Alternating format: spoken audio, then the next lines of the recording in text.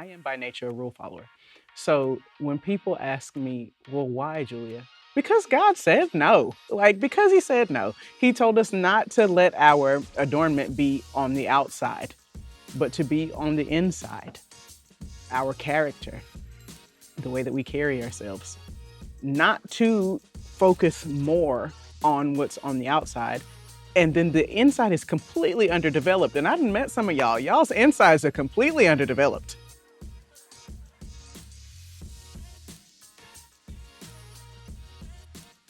Hey, it's Seriously Sis Podcast, and this week I'm going to kick this off. We're going to be talking about modesty and why it's dead. Okay, well, since you very strongly feel that way, why is it dead? Why is it dead? Mm-hmm. I have no clue what is wrong with this generation of people. Let me rephrase the question. How do you know it's dead? Have you been outside the four walls of your house Yes. at any point? Yes, I have.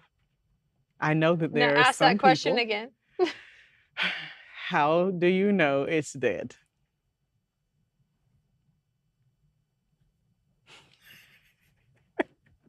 Just, okay, hear me out. I understand that there are a lot of people, just people, men and women, to be completely honest, that don't value modesty, but there is a rising trend in women going back to traditionalism. Who? Okay, Where? obviously my Instagram feed is different than yours. Continue. Where are these people that are going back to traditionalism? All of these women who are baking sourdough bread, those ladies. Anyways, I don't think that baking sourdough determines if someone's modest. No, or but not. they usually have on like the Little House on the Prairie dresses. What are you watching? I've seen so many people make sourdough, and I've never seen them wearing Little House on the Prairie. I'm Anyways, just saying they teach you how to do like things that we all should know how to do, and they whisper to you when they do it, and it's just like soft girl era in their Little House on the Prairie dresses. That's my algorithm. I don't know what's wrong with yours. It doesn't matter what your Instagram algorithm is. It doesn't change when you walk into Walmart what people are wearing. Or when you go to the mall. Thank you. when You've you're helped me like- figure it out. I don't go to Walmart. Oh, okay. There we go. Food Lion. My Food Lion is not ratchet. Okay. Anyways, people don't know how to dress. And it's not just it's in the church as much as it's outside the church. I've seen people wearing things that I'm like, no, you did not. Come up in here in that dress that I can see your Spanx. You did not. Okay, I'm gonna stop gaslighting you now. Yes, I know exactly what you're talking about. Exactly. Like, what is wrong with y'all? It's just them. I don't do that because I don't like being naked in public. I think that there's this idea that if you aren't exposing your body and exposing what you have to offer, that a man will not find you attractive. I do think that is prevalent, especially amongst younger women.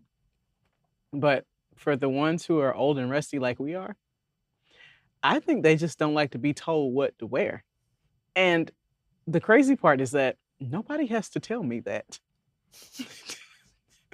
That's the part I can't wrap my mind around. No one has to tell me that public indecency is still a crime. Nobody has to tell me that. Nobody has to tell me to be embarrassed about things that should be hidden and only should be seen by a husband. Shouldn't be on display for the world to see. That's the thing that concerns me, is why we need to even have this conversation. And I want to know why people think that looks good. Like, why do you think wearing something that covers this much of your boob, it looks okay? If I have to look at someone in an outfit and I have to be like, does this person even have nipples? Your boobs shouldn't be out that far. Like, there shouldn't be that much exposed that I'm like, whoa, like, wait a moment. And, I think there's something to be said about how dressing like that causes men to stumble. Sure. Because it does, and I kind of wish Mike would have been on this, but he probably been like, "Please don't put me on this." But how, like, a way a woman when they dress so provocatively, or men, that it'll cause a man to stumble. Mm-hmm. But it's not just men. No. When you dress like that, I know, like it's a distraction to everyone, every single person, and it's just crazy. I actually really struggled with one of my kids with this, where she just wants to dress, and she just never wants to dress modest. Mm-hmm. And no matter what I say to the girl, she's like looking at me like I'm crazy. Now there was a phase that this went through that I'd be like, "Hey, why is the midriff of your stomach showing?" And she's like, "Mom," and I'm like, "But why?" Mm-hmm. Like, I don't understand. Like, why are you wearing this? Why are you wearing that? Now, I'm not my husband's a little more to the extreme than I am, especially with our girls. Like, he'll be like, "What is she wearing? Why is she wearing that?" And I'm like, "Okay, calm down. It's a t-shirt. So you're losing it, man, over nothing." But I started realizing really quickly, like, that to them it's not abnormal. Like, Mm-hmm. it's not weird. It's not like, "Oh, I'm dressing inappropriately," or "This is not an appropriate way to dress." Yeah. Or that this is like I could have some modesty. It's just like, "What are you talking about? Yeah. I'm wearing the same thing everybody wears. Like, this is the style, Yeah. is to dress like this." And see, I would venture to say that that's even a bigger problem than a person who's doing it because they're looking for approval or they're looking for acceptance. That's a problem. Don't get me wrong. But when you have an entire culture of people who doesn't see something wrong with that, or doesn't see something wrong with something that's very clearly wrong, whatever it is, Right. we've messed up somewhere down the line. And by we, I do mean Christians, but I also mean parents. The fact that it's gotten to this point where the thing that we would have had to sneak out the house to wear Mm. is the thing that they walk in and say, "Hey, Mom, how does this look?" That's a problem. And what's crazy, it's even to the extent that the moms are buying the Mm-hmm. stuff. Like, I see 5-year-olds where their parents bought them fuzzy boots, a mini skirt, and a belly shirt. Like, right? And Yeah. you're just like, what is going on here? Like, Mm-hmm. is this just, am I losing my freaking mind? Is this just normal behavior when there are crop tops in the kids section at Target? Yep. And yeah, and we have to camp out on this parent thing here for a little second because the child is a child. right. Why are you okay with the over-sexualization of your 5-year-old? Why is that normal to you? Right. The world is going to do what the world does. But one of your primary duties as a parent is to protect that child. People are weird. They are strange. Why are you helping them be weird? Why are you helping them target your child? Why are you contributing to your child's ideology that my value is wrapped up in what I wear or how I look? Right. You set the temperature for that, or you help. Why are you abdicating your position in your child's life? That's actually very concerning. I know I started this off playing, but like that is actually very concerning because you're putting your children in danger when you do that. Listen to me. It is not like when we were kids and our moms used to tell us, if anyone offers you candy, don't go get in their van. Like those days are long gone. We're in an era where someone will take a picture of your child on the low and have them sold in 5 minutes. And all you got to do is turn your back and your child is gone. Yeah, it's crazy. That's the world we're living in. So parents not understanding that is a very, very scary thing. And I'm sorry, I'm sure you didn't mean to go in this direction with this topic, but I'm a little bit passionate about that. I got a lot of cousins, lots of nieces and nephews. And I will tell them, what you got on? I'm like, why are you dressed like that? Mm-hmm. What's wrong with you? What you think you're doing? Find something else or find a scarf. I don't, Sorry, I don't really play about that, but go ahead. See, my oldest got to the point that she knows, like, when she goes somewhere, if I didn't see her beforehand, her dad will FaceTime her. What are you wearing? As he should. And she's like, oh my gosh, like, here we go. But really, it is kind of, it's sad. It's just sad in a sense that there used to be such a, not saying that there isn't anymore, but not as much, that when someone went to, for example, prom or whatnot, and they would buy these beautiful, elegant dresses, and it'd be like, wow, she's breathtaking, she's stunning. Mm-hmm. Now it's how short, how tight, how revealing.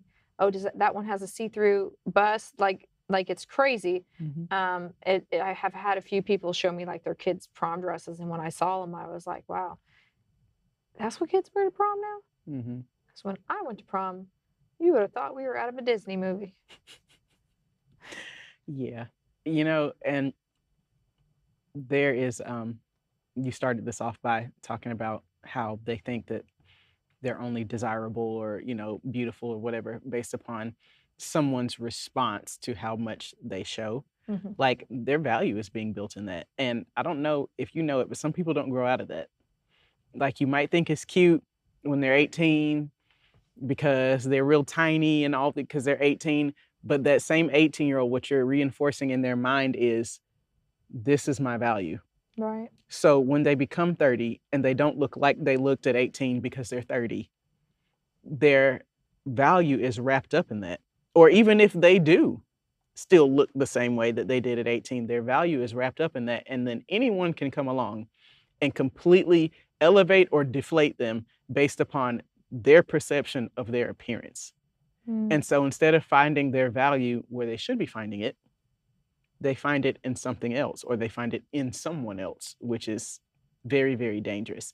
And these choices that we're making, because I'm sure most people would think that like I'm a prude, not because of the way I dress, but the fact that I will be like, what you got on?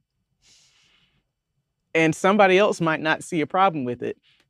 And it's not so much that you're beautiful, but you're beautiful without that, right? Yeah, you don't need to do that. You don't need to do that. But I'm thinking about what it's reinforcing in their mind and what they're going to have to unpack in therapy at 45. Like that's where my mind goes with it. And that these seeds that you plant turn into sprouts, turn into bushes, turn into trees. If you don't plant those seeds, they don't have to, and if you don't allow those seeds to get planted back to the parents, or if you do everything within your power to stop that, you're helping your children along versus them having to go through a bunch of chaos only to realize at 55, oh, yeah, my value wasn't in that, after they've got a whole bunch of casualties behind them because of that. Now, we've harped on the girls a lot, but the same I think is true of men. And when I say that, I mean not so much necessarily their value, maybe to a point, but the lust factor. These little girls lust after these little boys, just like these little boys lust after these little girls. And so we hear a lot about how the girls are causing the boys to stumble. Causing, not helping, I like that better because there is some responsibility on you to not just... Don't get Mike started on this, I'm telling you. There is some responsibility on you to control yourself, but some of these girls know what they're doing. Yeah, I mean... Most of these girls know what they're doing. But the same is also true. These guys don't just be on Instagram flexing and shirtless and all this other stuff for their health. See, what's your algorithm? I don't see shirtless flexing men on Instagram. We're not talking about my algorithm. No, I'm kidding. I'm just saying that's not my algorithm. My point is that... Let me see your phone. I will gladly give it up. My algorithm is bad singing and comedy skits of people acting stupid. That's my algorithm. But it's crazy because when I'm thinking about it, and I'm thinking about like modesty, I've always been very modest. That's just the kind of person I am. Even when I was younger and I had my phase where maybe I had a low cut shirt on or whatnot, I've always been modest. Sure. So I'm like one of those people, like I feel uncomfortable when things are hanging places they shouldn't be hanging. Like, it just is what it is. But what I'm seeing now is like, even for example, I've seen pregnant women who are wearing clothes that this is fully exposed. They just have like a tube top on and a pair of stretchy shorts. And I'm like, what is happening? Like, why is this happening here? Mhm. Like, I don't understand. But there is such a comfortability. And I don't even want to say that, like, some of them are being sexual. I don't think it's a sexual thing. Like, some of it, like those pregnant women, I think it's a comfortability aspect. They're completely comfortable just having like half their body exposed. Is it sexual to see a pregnant woman in a tube top? Probably not. I'm not I 100%. guess it Guess would just depend the depends on the person. person. But it's just this comfortability of being exposed. Mhm. We're so comfortable in an environment being exposed, not just from our physically, we're comfortable being exposed online and the things we talk about. It's Mhm. just like we're in a culture of let's expose everything. Mhm. Um, and that, to me, it's just like we don't really, you don't really, I don't want to say value anything, but you really do devalue certain things when you don't keep them safe. You don't Sure. keep them to yourself. To your example, to your kids. When you don't protect your kids and allow them to be kids and try to let them be kids as long as possible, you're not giving them that value Mhm. that they deserve. Like, hey, we've all been there where I've seen a child that clearly grew up a little bit too quick. Mhm. Parents maybe didn't wanted them to be the trendy kid, wanted them to look a certain way, and then by the time they're this age, well, they're kind of out of control. And material things are all that matters at that Sure. point, right? Because we didn't let them be a kid. I remember I had a friend one time, and my kids, if you ever see them, have tons of usually character tees or character shoes or whatnot. And I remember I was buying Noah at the time; he was the little one, and there was I can't remember the name of the cartoon, but there was a cartoon online that he really loved. And there were some shoes of this cartoon. I went to the store and I picked them up for him and I gave them to him. And one of the girls that I knew that I was working with, she came to me and she's like, I would never let my child wear character shoes. She's like, the only thing my kids wear is Nikes. Um, and I think she said Adidas. She was like, unless it's name brand, they're not wearing it. I said, okay. Yeah, but see, that's revealing about something deep within that person. Because listen to me, one thing that I am not, I am a person who appreciates nice things.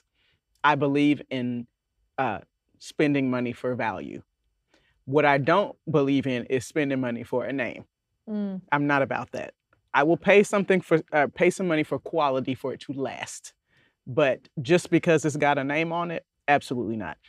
And I would like to submit that that is more about the perception of them than it is even their child. And here's what I mean by this.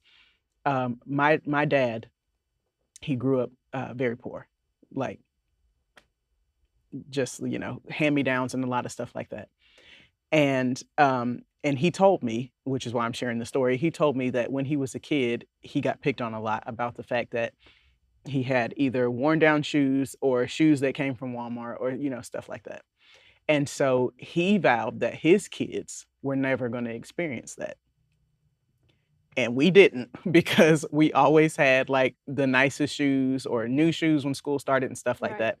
To the point where I remember one time that this kid said to me, "Your dad must be rich." Now, we were not rich by any stretch of the imagination. But because my dad had this thing from his childhood and was like, if nothing else, my kid's gonna have nice shoes, the perception was that we were wealthy. Now, I believe that my dad wanted us to have good things because he's just a good dad. I believe that he wanted us to have good things, but it had more to do about the trauma from his upbringing and what he went through Mm. than it did about what we were going through. I wasn't going through nothing. I was fine. I mean, don't get me wrong, I like the shoes. Don't get me wrong, but today, I don't care where the shoes come from. Do they fit? Do I like them? That's all I care about. And that's the mindset that I have. So the person that you're talking about, I'm not saying that they necessarily experience poverty or anything like that, but sometimes when that happens, they're like, I don't want people to perceive my child a certain way and then associate that with my parenting. So my kids can only wear Nike. My kids can only wear Adidas. That's a little bit about you, because I promise you that 4-year-old doesn't care.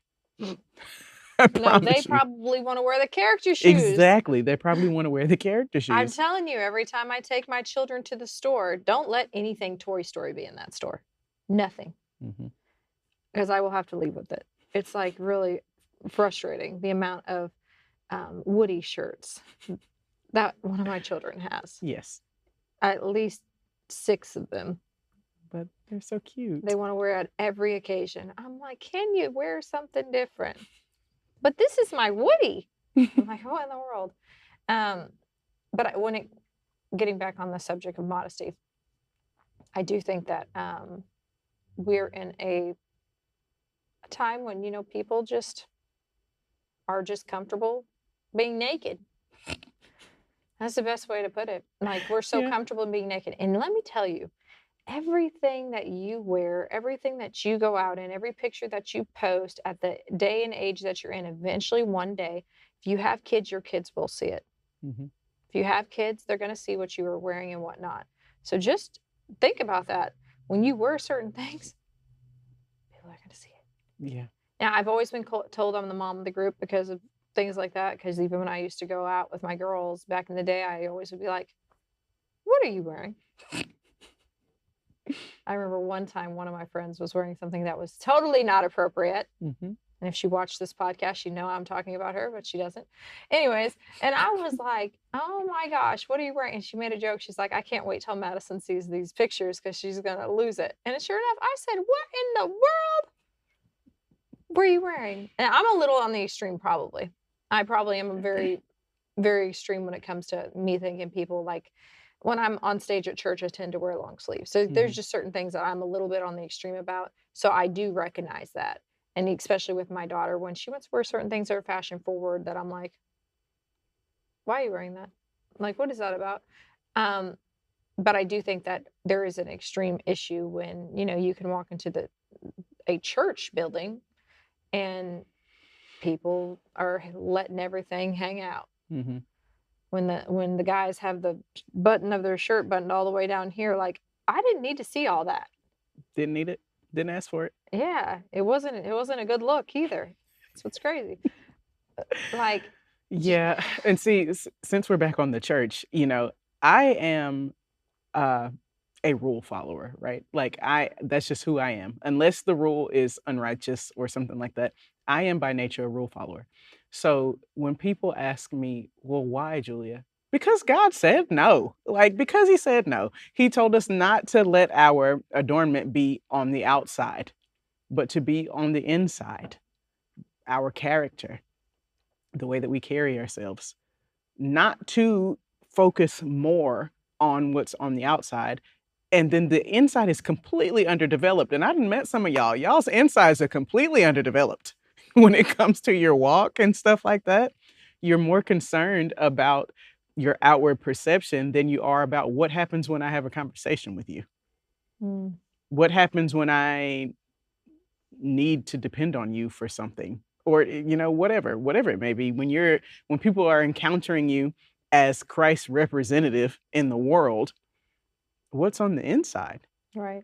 You're more concerned about this, and you've casted away the thing that actually has value aside, but you've completely undervalued the thing that you should be holding in high esteem.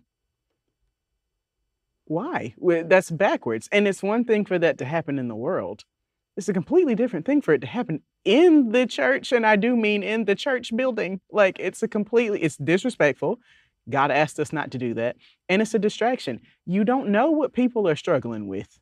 Yeah. You walk into the church building, and I think people assume because you're in the church that there are not people there struggling with real struggles. There is someone sitting in there who is trusting God to lead them away from lust, praying for it, begging for it. And then you come sit in front of them, male or female, you come sit in front of them all exposed, and now they can't focus on the message because you decided you just had to wear your crop top or your shirt buttoned at your navel. Like, Why? You weren't concerned enough about the person that you could be distracting Yeah. to think, maybe I'm gonna button my shirt all the way up today. And I know we talked about this from like a worship perspective at one point about being a distraction. Like, we're not supposed to be taking away from what God is trying to accomplish in that moment, even if all that God is trying to accomplish is our praise of Him. You're not supposed to be taking away from that. You're taking away from that Yeah. when, and it could be anybody. It could be me on stage. I'm trying to strum my chords, but I can't because all I see is everything that God ever gave you. Why? I don't want to see it. So I'm going to close my eyes and play on stage. Like, just why? Why are we doing that? I don't understand. I don't get it. I don't have an answer. Well, I just know that I'm like, wow. But I just, there's something to be said for just having the response of, because God told us not to. Maybe He's trying to protect us. Yeah. Maybe. I have yet to come across something He said don't do because He was just trying to ruin my fun. And there's a reason, like if you go into a business place in business sense, there's a reason there's normally a dress code. Yeah. There's a reason we don't just allow people to wear whatever they want. Mm-hmm. There's a reason that we don't do those things. It puts you liable as a company in general to lawsuits and sexual harassment claims. And there's so many things that come around with people not dressing appropriately. Mm-hmm. So that's why businesses, they put together a dress code. Right. You got to dress a certain way if you want to be here. I remember I used to serve tables a long time ago, and it was, you had to wear a button-up shirt and a tie. And I would be like, really? And I got to wear a button-up shirt and a tie so I can serve someone spaghetti? Like, what is this about? Or like, you can't have tattoos showing. I had to cover my tattoo. I have one behind my ear. And I used to be like, my tattoo ain't hurting no one. Like, that's crazy. But they had a standard. Mm-hmm. And there was a reason they had that standard, because they were trying to make a comfortable environment for people to come and sit down, relax, and enjoy a plate of spaghetti. Right? Mm-hmm. And without having to think, oh, okay, my server is not dressed appropriately. Now my husband can't enjoy his meal, and I'm worried about the way she's talking to him, or she looks dirty and unclean. They're like, there's a dress code. There's a reason. But you should really take pride in your appearance to an extent. Like, take care of yourself. Mm-hmm. And cover yourself up. Yes. That's all I have. Yeah. I mean, the modesty is by and large, we're talking about covering yourself, like not showing everybody everything that you have. But I think you bring up a really good point that your appearance matters. Mm-hmm. And I don't want to make it one of these things where I don't like your style, so I'm saying that's not what I'm saying, because different looks speak to different people. We were just having this conversation the other day. I've got a couple tattoos. I'm probably going to be able to walk up to the person who has tattoos and witness to them in a way that the person who has a button up, no tattoos, clean cut, might not be able to reach them. So this is not about just, I don't like your style. That's Right. not what this is about. It is about, are you a distraction and causing people to stumble? Because those are two very different things. And so that extends to, maybe don't show up to church in your pajamas. Oh, wow. That's a distraction. You may be fully covered, but it's a distraction. You are Christ's representative in the world. Right. They used to call it the Sunday's best for a reason. Yeah, they did. When I was a kid, I used to put on pantyhose, dress shoes. Such a crazy word. It's true. Anyways, pantyhose and dress shoes, and my mama would make me wear a dress of some sort that, now that I look back on it, I don't even think they make dresses that have the big poofy sleeves. Oh, you went through that too? Yes. Like, I was dressed in my Sunday best. We dressed nice. My hair was done. I used to not understand when it was time for me to go to school, and I get home from school and my mom would look at me, because she didn't get up to get me dressed. I get myself dressed, get up, go to school. She'd look at me and she'd say, You better tell me you did not go to that school without brushing your hair. And I used to be like, why does it matter? And now I'm a parent, and I'm like, please tell me you brushed their hair before they left the house. Yeah. It's like, I got it, but you're right. Like, don't show up like in your pajamas. Like, show up like you put some effort in. Yeah. And I'm not saying if that's all they had to wear, that like, I don't want you not to show up at all. Please show up. We'll get you there. But the real thing I'm talking about when I'm talking about modesty and when I'm having this conversation, it's not for the people that, like, there are some things you can't control. It Sure. just happens. It's life. I'm talking about the people that they're okay. They're doing it And intentionally. completely comfortable, even more comfortable, wearing next to nothing than they are if they were to put clothes on. Yeah. That's what I'm talking about. Like, we're so comfortable. We're more comfortable in nothing. And we're more comfortable in, I don't know, a bralette and a pair of leggings walking around, which bralettes are supposed to be worn under something anyway, if you didn't. I did know that. More comfortable in wearing a bralette and some leggings or some biker shorts and be walking around dressed like that. That's comfortable. We should never be comfortable being out and exposed like that. Yep. And I'll add in 0 degree weather. That's just crazy. Oh, that could never be me, because I'm always cold. So that could never be me. We should just not be comfortable dressing in a way that it just exposes yourself, distracts people, because we're trying to figure out where our value is. Because that's the only time we feel pretty. It's the only time we feel a certain way. And the crazy part is that people will assign a value to you. Yeah. And I guarantee you that the value they assign to you based upon how little you have on is not the one you want. No. Because they may think you're good enough for certain things, but they probably not going to take you home to their mom.